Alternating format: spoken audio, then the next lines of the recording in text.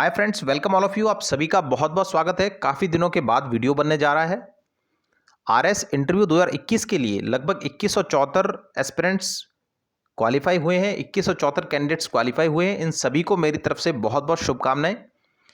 आज हम चर्चा करेंगे कि हमें इंटरव्यू के लिए क्या क्या चीज़ें ध्यान में रखनी है, किन किन चीज़ों पर अभी फोकस करना है। ज़्यादातर एस्पिरेंट्स या ज़्यादातर कैंडिडेट्स इस बात पे फोकस कर रहे हैं कि इंटरव्यू डेट्स कब अनाउंस होने वाली है। इस चीज़ पे ज़्यादा उलझिए मत, क्योंकि ये चीज़ आपको प्रेशर में ला रही है। वीडियो की शुरुआत करते हैं। देखिए, सबसे पहले जो काम आपको करना है वो स्ट्रेस मैनेजमेंट करना है। आपको तनाव का प्रबंधन करना है। क्यों? अभी इस स्टेज में बहुत सारे एस्पिरेंट्स बहुत ज़्यादा तनाव में, बहुत ज़्यादा स्ट्रेस में है कि इसमें कई लोग हैं जो फर्स्ट टाइम दे रहे हैं, कई ऐसे हैं जिनको ये लग रहा है कि अब ये बस लास्ट बार है, अब ज़्यादा और प्रिपरेशन नहीं कर सकते। तो ये दोनों जो कैंडिडेट्स हैं, दोनों तरह के कैंडिडेट्स हैं, वो बहुत ज़्यादा स्ट्रेस में है। अभी लोग सोच रहे हैं कि नवंबर में इंटरव्यू होने जा रहे हैं, 15 नवंबर तक शेड्यूल आ जाएगा, 1 नवंबर तक शेड्यूल आ जाएगा। इस तरह की बहुत सारी भ्रांतियां वो पाल रहे हैं। आरपीएससी को आरपीएससी का काम करने दीजिए। किसी को भी नहीं पता है कि इंटरव्यू शेड्यूल कब अनाउंस होने वाले हैं।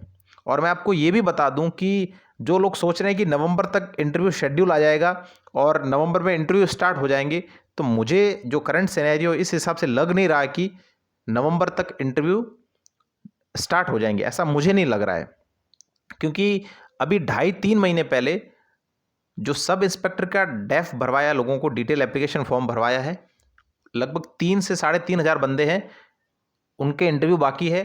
असिस्टेंट प्रोफेसर की भी इंटरव्यू अभी बाकी है।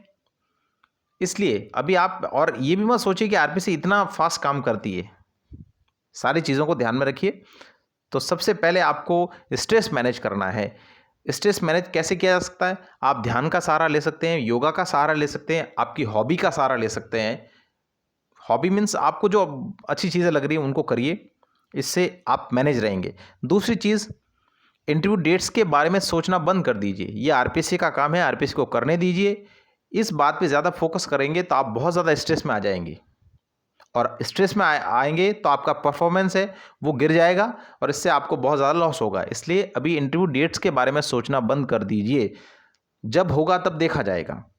तीसरी चीज़, करंट अफेयर्स, ये मस्ट है।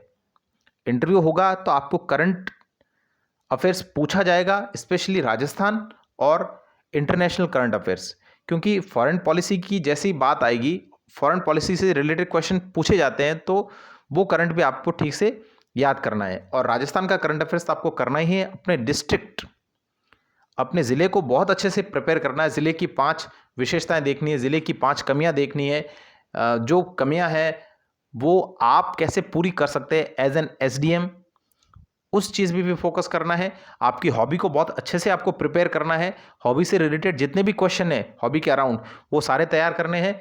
मान लीजिए हॉबी से रिलेटेड टेक्निकल चीज़ें आपको नहीं पता है, कोई दिक्कत नहीं है, लेकिन हॉबी से रिलेटेड ऐसी चीज़ें जो आपको जाननी बहुत ज़्यादा ज़रूरी है, वो तो आपको याद करनी ही करनी है। क्लियर? जैसे एक आपको एग्जाम्पल दे देता हूँ। किसी को ओल्ड सॉन्ग सुनना और गाना पसंद है, तो इसमें आपको ये क्वेश्चन पूछा जा सकता है कि आपका सबसे फेवरेट ओल्ड सॉन्ग कौन सा है। आपको पुराने गीत ही पसंद क्यों है? पुराने गीत और नए गीतों में क्या अंतर है? पुराने गायकों के नाम बताइए, 2-4 कौन से गायक है। आपसे ये पूछा जा सकता है कि कौन सा गायक आपको सबसे अच्छा लगता है, किस गायक के गीत आप सुनते रहते हैं, और आपका सबसे पसंदीदा गीत कौन सा है। फिर आप जैसे आंसर करेंगे तो वो पूछेंगे कि ये कौन सी फिल्म का है, इस फिल्म का डायरेक्टर कौन है, प्रोड्यूसर कौन है, गीतकार कौन है। इस तरह से ये जो चीज़ें हैं वो तो आपको याद रखनी है। अब ऐसा नहीं है कि शास्त्रीय संगीत के कितने भाग होते हैं, वो होते हैं, इतने ज़्यादा डीप आपको जाने की आवश्यकता नहीं है। इतने डीप जाने का उनके पास भी समय नहीं होता, क्योंकि आपको पता ही है कि आरपीएससी में 15 से 20 मिनट का इंटरव्यू होता है। यूपीएससी की तरह ऐसा नहीं है कि 40-50 मिनट इंटरव्यू, इतना लंबा नहीं होता है। इसलिए ये चीज़ आपको ध्यान में रखनी है। फिर है ग्रेजुएशन के सब्जेक्ट्स। काफ़ी लोग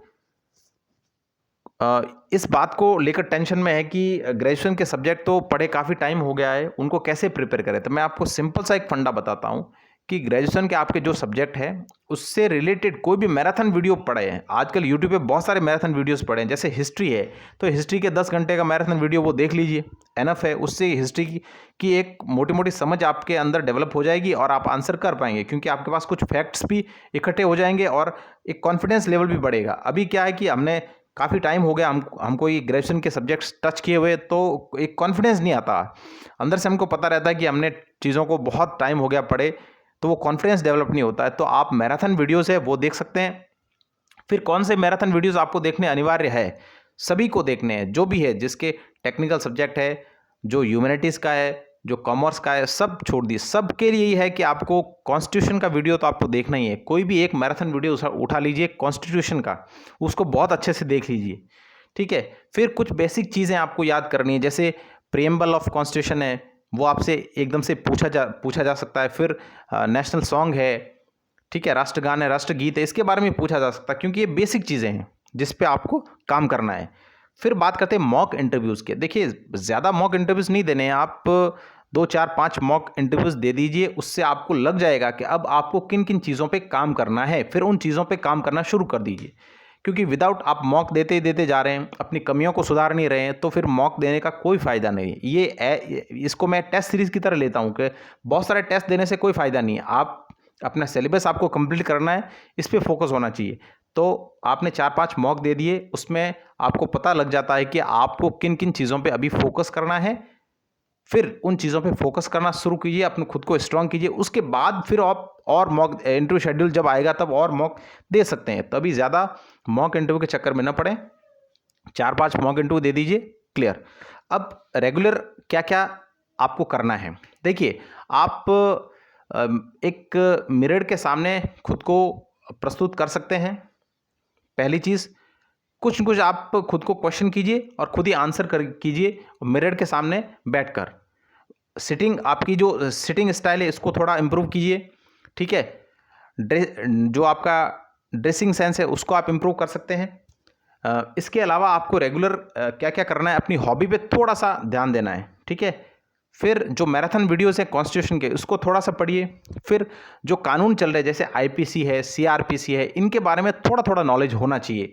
धारा 144 क्या है कि भाई 144 लगी, 144 लगी तो क्या है, ठीक है। एफआईआर कैसे लॉन्च होती है, जो बेसिक चीज़ें आपके आसपास जो घट रही है। फिर आप अगर गांव में रह रहे हैं तो फिर पटवारी के क्या क्या काम होते हैं, क्योंकि गांव में ये एक सरकारी मशीनरी है, ग्राम सेवक है, जिसे अभी ग्राम विकास अधिकारी कहा जाता है, तो उसके क्या क्या काम है। फिर आप ऑफिसर बनना, आरएस बनना चाह रहे हैं, तो इस आरएस के इर्द गिर्द जितने भी, जैसे बीडीओ के क्या काम होते हैं, तहसीलदार के क्या क्या काम होते हैं, एक एसडीएम के क्या काम होते हैं, इन चीज़ों पे आपको थोड़ा काम करना है। और ये छोटी छोटी चीज़ें हैं जो आपको पता रहनी चाहिए। वो बस अगला ये जानना चाह रहा है, वो ये समझना चाह रहा है कि आपको एडमिनिस्ट्रेटिव स्किल्स आपकी कैसी है, एडमिनिस्ट्रेशन के बारे में आपको कुछ नॉलेज है या नहीं है। तो ये चीज़ें आपको रेगुलर करनी है।